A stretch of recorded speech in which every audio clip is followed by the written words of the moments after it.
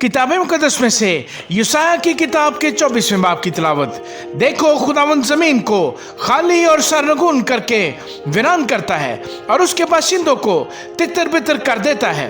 और यूं होगा कि जैसा रैयत का हाल वैसा ही काहन का, जैसा नौकर का वैसा ही उसके साहिब का, जैसा लौंडी का वैसा ही उसकी बीबी का, जैसा खरीदार का वैसा ही बेचने वाले का, जैसा कर्ज देने वाले का वैसा ही कर्ज लेने वाले का, जैसा सूद देने वाले का वैसा ही सूद लेने वाले का।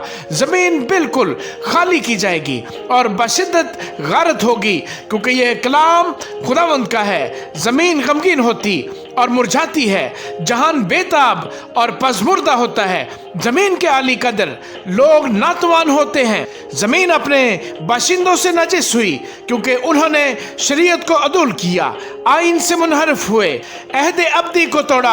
इस सबब से लानत ने जमीन को निगल लिया और उसके बाशिंदे मुजरम ठहरे, और इसलिए जमीन के लोग भस्म हुए और थोड़े से आदमी बच गए। नई में गमजदा और ताक पजमुर्दा है, और सब जो दिलशाद थे आह भरते हैं। ढोलकों की खुशी बंद हो गई, खुशी मनाने वालों का गुल्लो शोर तमाम हुआ।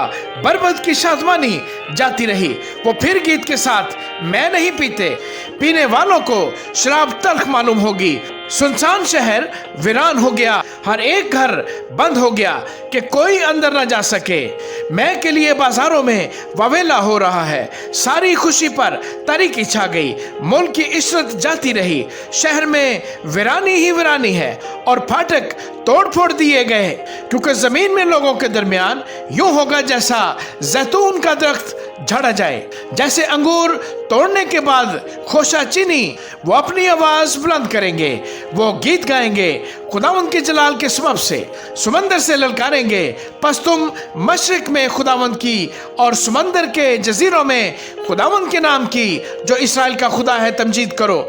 इंतहाई जमीन से नगमों की आवाज हमको सुनाई देती है, जलाल और अज़मत सादिक के लिए। पर मैंने कहा, मैं गुदास हो गया, मैं हलाक हुआ, मुझ पर अफसोस। दगाबाजों ने दगा की, हाँ दगाबाजों ने बड़ी दगा की। ऐ जमीन के बाशिंदे, खौफ और गढ़ा और दाम तुझ पर मुसल्लत हैं। और यूं होगा कि जो खौफनाक आवाज सुनकर भागे गड्ढे में गिरेगा, और जो गड्ढे से निकल आए दाम में फंसेगा। क्योंकि आसमान की खिड़कियां खुल गईं और जमीन की बुनियादें हिल रही हैं। जमीन बिल्कुल उजड़ गई, जमीन यकसर शिकस्त हुई और शिद्दत से हिलाई गई। वो मतवाले की मानद डगमगाएगी और झोंपड़ी की तरह आगे पीछे सरकाई जाएगी, क्योंकि उसके गुनाह का बोझ उस पर भारी हुआ। वो गिरेगी और फिर न उठेगी। और उस वक्त यूं होगा कि खुदावंद आसमानी लश्कर को आसमान पर और जमीन के बादशाहों को जमीन पर सजा देगा। और वो उन कैदियों की मानद जो गड्ढे में डाले जाएं जमा किए जाएंगे, और वो कैद खाने में कैद किए जाएंगे। और बहुत दिनों के बाद उनकी खबर ली जाएगी।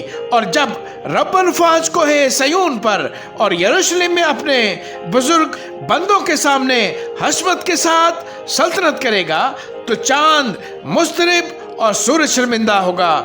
आमीन।